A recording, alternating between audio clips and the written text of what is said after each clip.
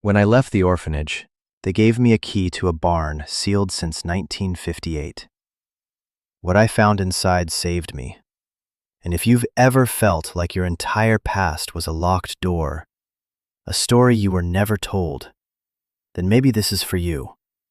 Take a moment to subscribe if you haven't already, because we talk about the hard stuff here, the things that make us who we are. The day I turned 18 was the day I ceased to exist, at least on paper. For the state, I was no longer a ward, a case file, a problem to be managed. I was just Leo. A name with no history attached. A person with no connections to anything that came before. They called it aging out. It felt more like being pushed off a cliff in the dark. Ms. Albright, my caseworker for the last 4 of my 12 years in the system, sat across from me in her sterile, beige office. The air smelled of weak coffee and institutional disinfectant. She slid a thin manila folder and a small, surprisingly heavy cardboard box across the metal desk. The sound it made was a dull scrape, the final sound of my childhood.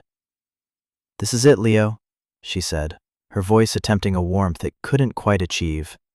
It was the voice of someone who had said these same words to dozens of kids before me. "Your final papers, your birth certificate, social security card, $184 in state-issued transitional funds." I stared at the folder. My whole life, reduced to a few laminated cards and a check that wouldn't cover first and last month's rent on a closet. I didn't say anything. There was nothing to say. "And this," she said, tapping the box, "this is from your family's estate. It's all that was left." I looked at the box. It was plain, the color of dust, held together with yellowing tape. Family. Estate. The words felt foreign, like they belonged to someone else's life. The official story I'd been given was simple and bleak. My parents died when I was young, and their parents were already gone. A clean break, a dead end. I was the last leaf on a branch that had snapped off the tree. "What is it?" I asked. My own voice sounded rusty, unused. "The lawyer for the county trust held on to it. It's a deed for a piece of property up north in a town called Havenwood. Belonged to your great-grandfather." She sighed, a little puff of bureaucratic exhaustion. "Don't get your hopes up, Leo. From the file, the house burned down in the late 50s. The property's been sitting vacant ever since. There's nothing there but a barn and some overgrown land. It's probably not worth much, but it's legally yours now." I pulled the box closer. Inside, nestled in brittle, yellowed tissue paper, were 3 things. The first was a deed, a thick, folded document that felt like old cloth. The paper was covered in elegant, spidery script. The second was a sealed envelope, thick and cream-colored, with my name, Leo, written on it in the same faded ink. Or not my name. It said, "To the one who opens this." And the third thing was the key. It wasn't like any key I'd ever seen. It was heavy, made of black iron, and bigger than my hand. The bit was intricate, a complex shape of wards and notches that spoke of a lock built to hold, to resist, to keep something safe for a very, very long time. "The barn," I said, holding up the key. Ms. Albright nodded. "That's the one. According to the notes, it was sealed in 1958 and hasn't been opened since. Honestly, the lock is probably rusted shut. The whole place might be ready to collapse." She leaned forward, her professional mask slipping for just a second. A flicker of something like pity crossed her face. "Listen, Leo. You could probably sell the land to the logging companies for a few $1,000s. Get a real start. An apartment, a used car. Don't get attached to a ghost." I closed the box. A few $1,000s. A real start. It was practical advice. It was the smart thing to do. But as I held that box, the weight of the key felt like an anchor in my own rootless life. It was the first thing I had ever held that connected me to a time before the system, before my file number, before I was just another sad story in a beige office. A ghost, maybe, but it was my ghost. The bus ride to Havenwood was a journey through a landscape of forgetting. The city's concrete towers and snarled highways slowly gave way to peeling suburbs, then to tired-looking strip malls, and finally, to nothing but wide, empty fields under a vast, indifferent sky. The bus was mostly empty, just me and a few other passengers who seemed as worn out as the cracked vinyl seats. I sat with the box on my lap, my fingers tracing the outline of the key through the cardboard. With every mile that passed, the noise and chaos of my life in the city faded, replaced by the low hum of the engine and the rhythmic thump of the tires on the asphalt. It was a sound that felt like a countdown. I tried to imagine my great-grandfather.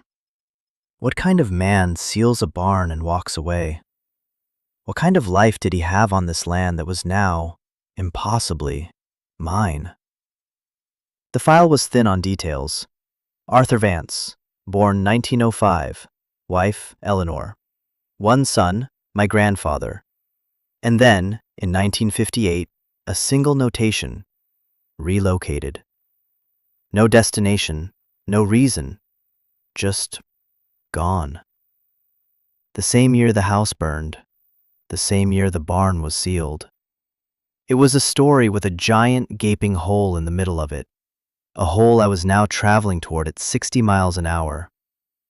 Fear was a cold knot in my stomach. I was 18 years old. I had $184, a box of questions, and a key to a building that was probably full of spiders and rot. Ms. Albright's words echoed in my head. Sell the land. Get a real start. It was the voice of reason, the voice of survival. It was the voice of the system that had raised me, a system that taught you to think in terms of practicalities, not possibilities. Hope was a luxury we couldn't afford. Dreams were liabilities. But the key felt different. It wasn't practical. It was heavy with secrets.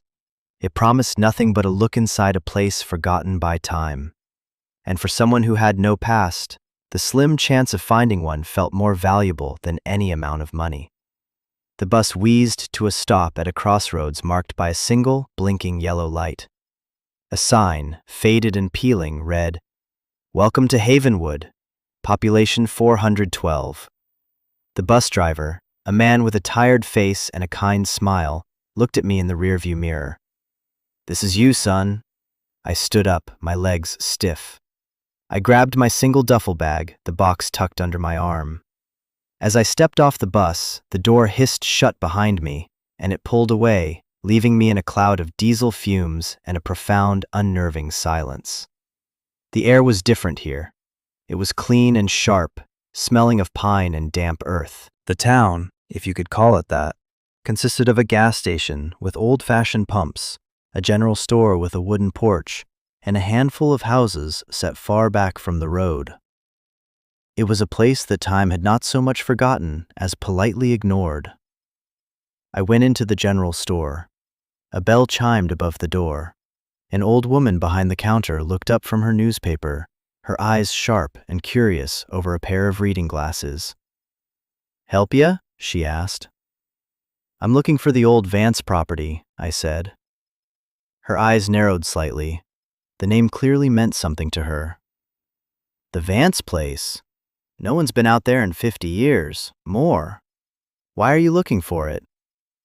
"It's mine," I said, the words feeling strange and untrue on my tongue. She studied my face for a long moment, a flicker of recognition in her gaze. "You've got his eyes," she murmured, more to herself than to me. "Arthur's. I remember him." She gave me directions, a series of turns down dirt roads that got progressively narrower and more overgrown. "It's about 3 miles out. You can't miss the barn. It's the only thing still standing." The walk was long.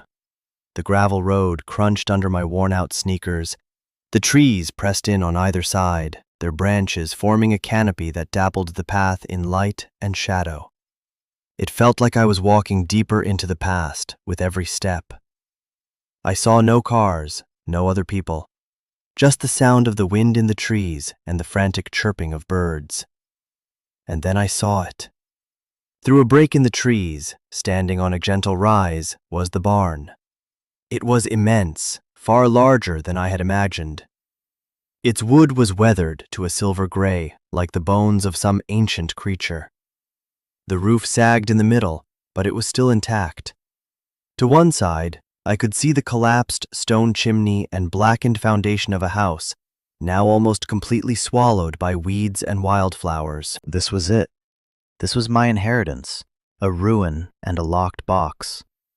I walked up the overgrown path, my heart pounding in my chest.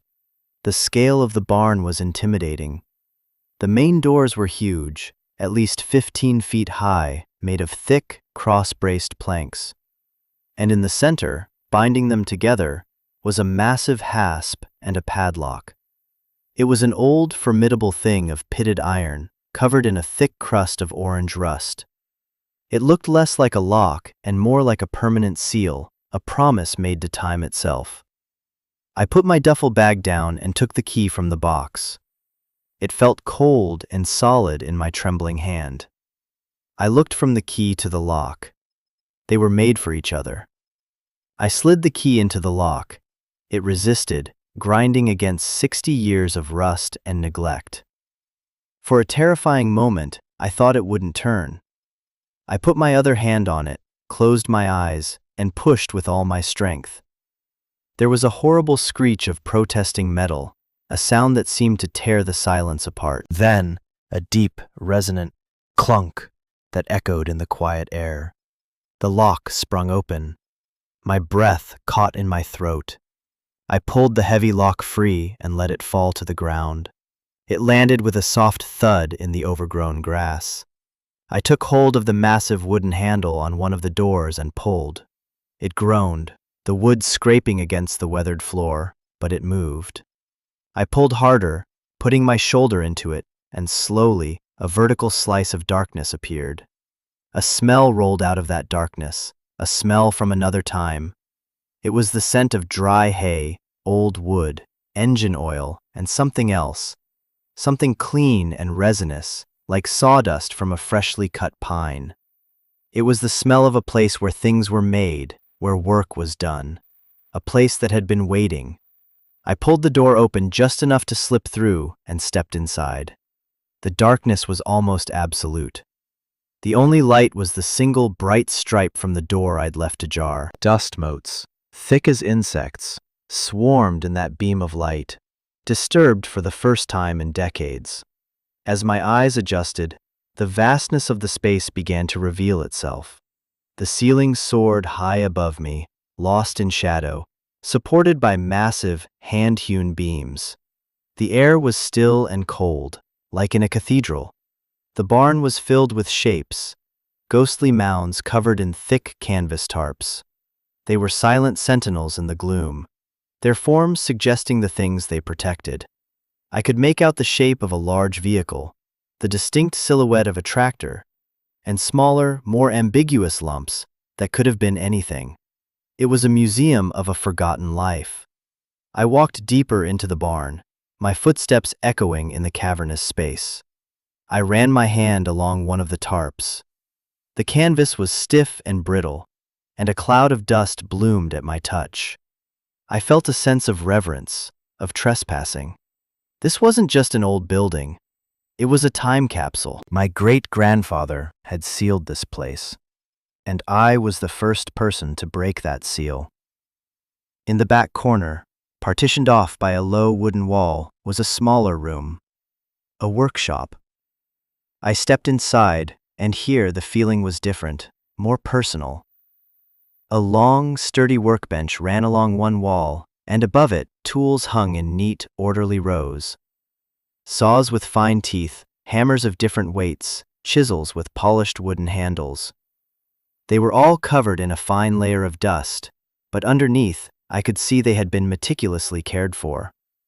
This was the heart of the place. On the center of the workbench sat a single object, covered by a small, square piece of canvas. It was the only thing that seemed deliberately placed, as if waiting to be found. I reached out and slowly lifted the cloth. Underneath was a handsome wooden chest, made of a dark, rich wood with intricate dovetail joints at the corners. It wasn't locked. I lifted the lid. The hinges made a soft, sighing sound. Inside, there were no gold coins, no precious jewels. It was filled with books, leather-bound journals, their covers worn smooth with use. And on top of the stack of journals lay another sealed envelope, identical to the one in the box from Ms. Albright, except this one had a different inscription. In that same faded, elegant script it read, "For the one who needs to know." My hands were shaking as I picked it up. This was it. The reason. The answer to the question of why a man would lock away his life and disappear. I decided to read the first letter first, the one I'd been given at the office.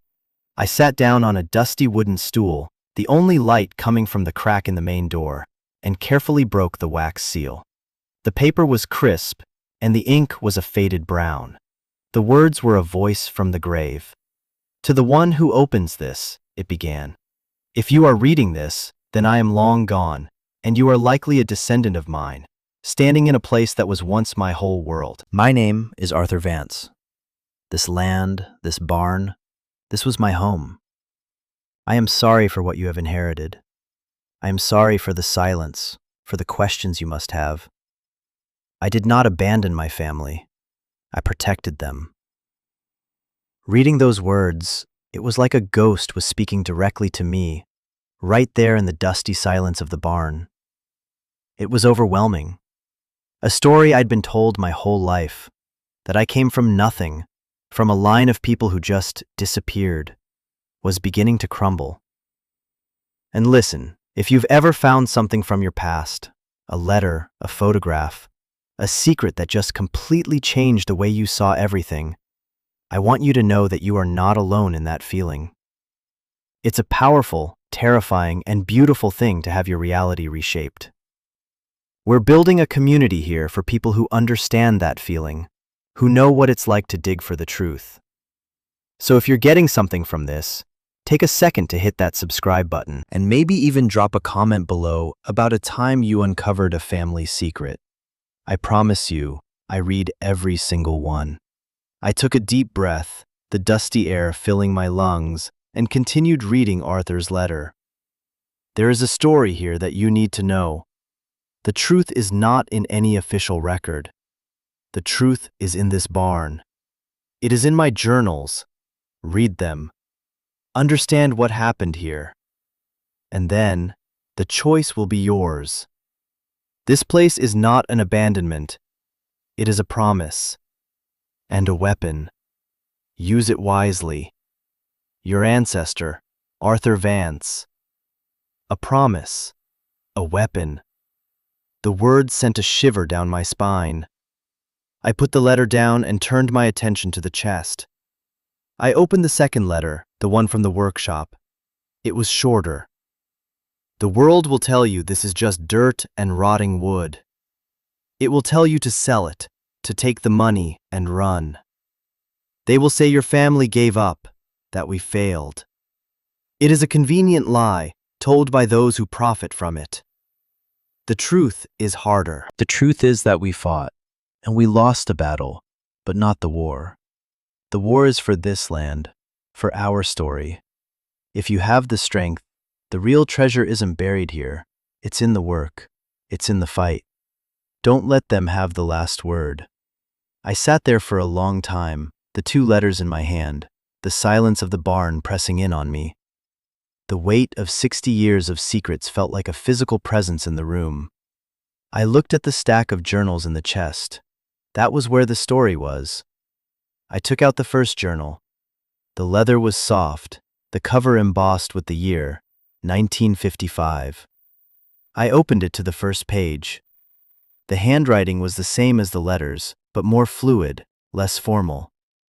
It was the daily record of a man's life. For the next several hours, I sat on that stool in the fading light and read. Arthur's voice emerged from the pages, clear and strong. He was a craftsman, a master woodworker. He wrote about the trees on the property as if they were old friends, describing the grain of the oak, the scent of the cedar, the strength of the maple. He wrote about building his house with his own 2 hands, beam by beam. He wrote about his wife, Eleanor, with a love so deep and quiet it made my chest ache. He wrote about the birth of their son, my grandfather, and the hope he had for the future. It was a life of simple, profound beauty, a life connected to the land in a way I couldn't even imagine. I read through the journal for 1955, then 1956, then 1957.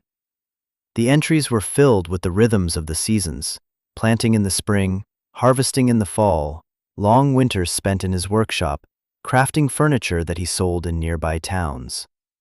It was a peaceful life, a good life.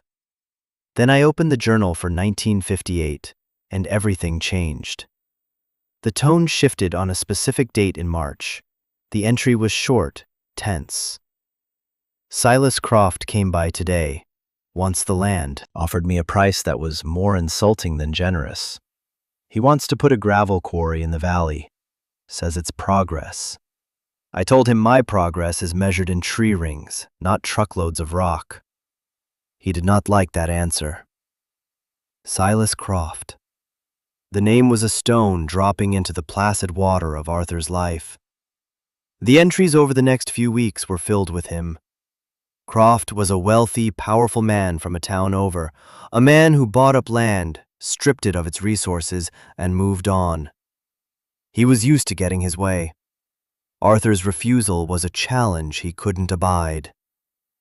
Croft's men were at my property line today, Arthur wrote in April. Surveying. They didn't have permission. I sent them on their way. There was a look in their eyes I didn't like. The pressure began to mount. A few weeks later, my delivery truck had 2 flat tires this morning, both on the same side. No nails, just sliced clean through. No way to prove anything. Then, in May, someone poisoned the well. The water smells of chemicals. Thank God we caught it before Eleanor or the boy drank any. We'll have to haul water from town until it clears. He wrote of the whispers in Havenwood, how people started to look at him differently. Croft was promising jobs, prosperity. Arthur Vance was just a stubborn old farmer standing in the way of progress. His old friends became distant. His customers dried up. He was being isolated, squeezed from all sides. I felt a cold rage building inside me as I read. This wasn't a story of failure. This was a story of a man being systematically destroyed. The final entries were frantic, written in a shaky, hurried script. August 12, 1958. The barn was broken into last night. My best tools are gone. Not sold, just smashed, left in a pile on the floor. It was a message. August 15th. Croft gave me a final offer. Sell, or he'll burn me out. He said it to my face. The sheriff is in his pocket. There's no one to turn to. And then, the last entry. The page was smeared, as if with tears or rain. August 21st, 1958. It's done. The house is gone. Eleanor and the boy were in town, thank God. I was in the barn. I saw the flames start near the porch. It went up so fast. Everything we built, everything we loved, gone. I know it was him, but I can't prove it. I have nothing left to fight with. But I will not let him win. I will not sell him this land. Not now, not ever. If I can't live on it, then no one will. I am sealing the barn. I am hiding my story. I am sending my family away where Croft can't find them. I will disappear. Let him think he's won. Let the land lie fallow. But one day, someone from my bloodline will come back. One day, the truth will come out. This land will not be a quarry. This land will be a home again. This is my promise. I closed the journal. The barn was completely dark now, the sliver of light from the door long gone. I was sitting in the cold, in the dark, my face wet with tears. I wasn't crying for myself. I was crying for him, for Arthur, for the life that had been stolen from him, for the love and the work and the beauty that had been turned to ash by a greedy man's ambition. My entire life, I had been a ghost, haunted by a past I didn't understand. But now, the roles were reversed. I was the living one, and I was being haunted by a past that was so vivid, so painful, it felt like it had happened yesterday. The story I'd been told about my family was a lie. Not just a simple lie, but a deliberate, cruel one, designed to cover up a crime. They didn't abandon me. They didn't abandon anything. They were driven out. A wave of nausea washed over me. The weight of this new knowledge was crushing. What was I supposed to do with it? I was an 18-year-old kid with no money, no power, no connections. Silas Croft was long dead, but his name, his legacy of greed, surely lived on. The journal mentioned a clause in the deed. I fumbled in the dark for my bag, pulled out the flashlight, and found the deed. I scanned the dense legal text until I found it. In the event the aforementioned property remains unimproved and unproductive for a period of 75 consecutive years, ownership shall revert to the Township of Havenwood for public auction. 75 years. The clock had started in 1958. It was now 2023. That meant I had 10 years. 10 years until the land was legally taken and sold, likely to the highest bidder, likely to the successor of Silas Croft. I felt a surge of despair so profound it almost buckled me. It was a trap, a perfectly designed, long-term trap. Arthur had saved the land from Croft in the short term, but he had only delayed the inevitable. The system was set up for Croft to win in the end. And then I had a choice. It was a choice that felt as heavy as the barn itself. I could do what Ms. Albright suggested: find the Croft, the son or a grandson, and sell him the land. Take the money, and it would be a lot of money, a life-changing amount, and walk away. I could have that real start, an apartment, a car, a life free from this history, this burden. No one would blame me. It was the logical thing to do. Or I could stay. I could stay here, on this forgotten piece of land, and fight. I could try to honor the promise of a man I'd never met. I could try to make the land productive again. I could stand against the ghost of Silas Croft, and whatever form his company took today. It was an insane idea. It was impossible. It was a fight I was almost guaranteed to lose. I sat there in the dark, the flashlight beam dancing over the dusty tools on the wall. I thought about my life in the orphanage, a life of being told what to do, where to go, who to be, a life of being powerless, a life of being disconnected from everything. All my life, I had just been trying to survive. Arthur Vance hadn't just survived. He had built. He had loved. And when they tried to take it all away, he had fought back in the only way he could. He had planted a seed of truth in this barn and trusted that one day it would find the right soil to grow in. Was I that soil? I felt a flicker of something inside me.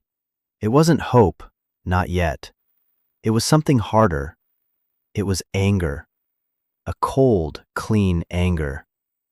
They had taken my family's home. They had stolen their story, and they had left me to grow up believing I was nothing, the end of a failed line. They would not have the last word. My crisis wasn't a loud, screaming breakdown. It was a quiet internal war waged in the cold and the dark. On one side was every instinct for self-preservation I had ever learned. Take the money. Run. Be safe. Be comfortable. Forget this place. On the other side was the ghost of my great-grandfather, a man whose strength and pain I could feel radiating from the pages of his journals. His voice was quiet, but persistent. Build something that lasts. I spent the entire night in that barn. I didn't sleep. I just sat and thought and felt the full weight of the past settling onto my shoulders. By the time the first thin gray light of dawn began to creep through the cracks in the barn walls, the war inside me was over. I had lost. Or maybe I had won. I stood up, my body stiff and cold. I walked back to the workbench, to the journals. I felt around under the heavy tabletop, my fingers searching for anything unusual. Arthur was a craftsman. He knew how to hide things in plain sight. My fingers brushed against a section of wood that felt different, a seam. I pressed on it, and a small, cleverly hidden drawer popped open. Inside, there was no money. There was something better. It was a set of beautiful, hand-carved wooden cases. I opened one. Inside, nestled in dark velvet, was a set of pristine woodworking chisels, their steel gleaming even in the dim light. Another held a collection of marking gauges and calipers, tools of precision. These were the tools Arthur had reported as stolen and smashed. He had hidden his best ones. He had saved them. At the very bottom of the drawer, underneath the tool cases, was a small cloth bag tied with twine. I opened it. It was full of seeds, dark and smooth and heavy, and tucked into the bag was one final, small, folded piece of paper. I opened it. It wasn't a letter. It was a sketch of a magnificent tree, with notes on its growth, its wood grain, its resilience. And at the bottom, a single sentence. Plant these. They take a long time to grow, but they are stronger than stone. That was it. That was the moment my choice became real. It wasn't an abstract idea anymore. It was a set of tools in my hands and a bag of seeds. It was a command from the past. Build. Plant. I was not going to sell. I was going to stay. The next year was the hardest and most beautiful of my life. The first task was survival. I used the last of my state money to buy basic supplies, a sleeping bag, a propane stove, canned food, work gloves. I moved into the barn. I cleared out a corner of the workshop, sweeping away the thickest layers of dust, and made it my home. At night, I slept listening to the sounds of the old buildings settling around me, a sound that was both comforting and eerie. During the day, I worked. I started by clearing the land around the barn and the old house foundation. Decades of weeds and thorny brush had taken over. It was back-breaking, relentless work. My hands, soft from a life lived indoors, were quickly covered in blisters that turned into calluses. My muscles ached in ways I never knew they could. There were days I would collapse onto my sleeping bag, too tired to even eat, thinking I had made a terrible mistake. But every morning, I would wake up, see the light filtering through the barn boards, and I would pick up my tools and start again. I felt a connection to Arthur. I was working his land, feeling the same sun on my back, breathing the same air. I wasn't just clearing weeds. I was reclaiming something. I started to explore the rest of the barn. I pulled the tarps off the old machines. There was a beautiful rust-red Farmall tractor from the 1950s. It was a mechanical dinosaur. I knew nothing about engines, but Arthur's journals had detailed notes on its maintenance. I found the old owner's manual. I spent weeks cleaning it, tinkering with the engine, changing the oil, cleaning the spark plugs. I felt like an archaeologist bringing a fossil back to life. The day I finally got the engine to turn over, to sputter and cough and then roar to life with a plume of blue smoke, I yelled with a joy so pure it felt like it came from my soul. With the tractor, the work became easier. I cleared a small field, turning over the rich, dark soil that hadn't been touched in over 60 years. And in that field, I planted the seeds. I didn't know if they were still viable, if they would grow after so long in the dark. But I planted them with a kind of prayer, a hope that life was more resilient than time. As the weeks turned into months, I began to see the ghost of the old homestead emerge. I uncovered stone pathways, the outline of a garden, a collapsed stone wall that must have bordered a pasture. I was unearthing a life. My life. Of course, the outside world didn't leave me alone. About 3 months after I arrived, a sleek, black SUV came down the long dirt road. A man in an expensive suit got out. He was in his 50s, with a smile that didn't reach his cold, calculating eyes. "Leo Vance?" he asked. "That's me." "My name is Richard Croft," he said, extending a hand I didn't take. "My grandfather was Silas Croft. I'm the CEO of Croft Development. I heard you'd taken possession of this property." So this was him, the heir to the man who had destroyed my family. "We're prepared to make you a very generous offer for this land," he said, his eyes scanning the overgrown fields, the sagging barn, the ruin of the house. He saw worthless land. He saw an obstacle. "Let's be honest, son. It's a wreck. We'll pay you $500,000. Cash. You can walk away from this mess and start a new life." $500,000. The number hung in the air between us. It was more money than I could even comprehend. It was the easy way out, served up on a silver platter. I thought of Arthur's last journal entry. I thought of the smashed tools. I thought of the seeds in the ground. "It's not for sale," I said. Croft's smile tightened. "Don't be sentimental, kid. This land is scheduled for a quarry development. It's going to happen one way or another. You can either walk away rich, or you can walk away with nothing when the township reclaims it in a few years. Your choice." It was a threat wrapped in a business proposal. "I said," I repeated, my voice steady, "it's not for sale." He stared at me for a long moment, then shrugged, a look of manufactured pity on his face. "Have it your way." He got back in his SUV and drove off, leaving a cloud of dust that settled over everything. That visit lit a fire under me. I knew I needed help. I found a young lawyer in the next town over, a woman named Clara. She worked out of a small, cluttered office above a bakery. I told her the whole story. I showed her the journals, the letters, the deed. She listened patiently, her expression growing more serious as I talked.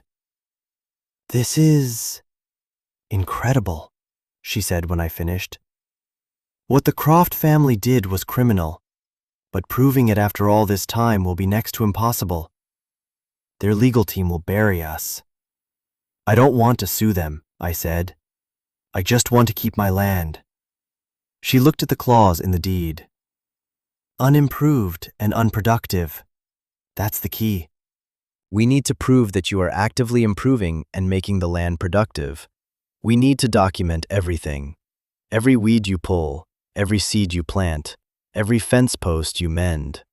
We need to build a case, not for a lawsuit, but for your right to be here." So that's what we did. Clara helped me file the proper paperwork, establishing my residency and my intent to develop the property as a sustainable tree farm. And I worked. I worked harder than I ever had in my life. And slowly, miraculously, the land began to respond. The seeds sprouted. Tiny green shoots pushed their way through the dark soil. I felt a surge of hope so powerful it brought me to my knees. Life was winning. I started using Arthur's tools, his hidden treasures. I found a stack of seasoned lumber in the barn loft, protected from the elements. Following the designs in his journals, I began to build. I started small, with a workbench, then some shelves. I found that the work came naturally to me. It was in my hands. It was in my blood. I felt Arthur's presence with me, guiding me. I wasn't just building things, I was rebuilding a connection. I was finishing a story he had started. Over the next 2 years, the property transformed. The field of saplings grew into a small, thriving grove. I used the old lumber and some new materials to build a small, simple cabin near the barn, a place with a real bed and a wood stove. It was the first true home I had ever had. The fight with Croft Development continued. I received official-looking letters, cease and desist orders, new offers that were more like ultimatums.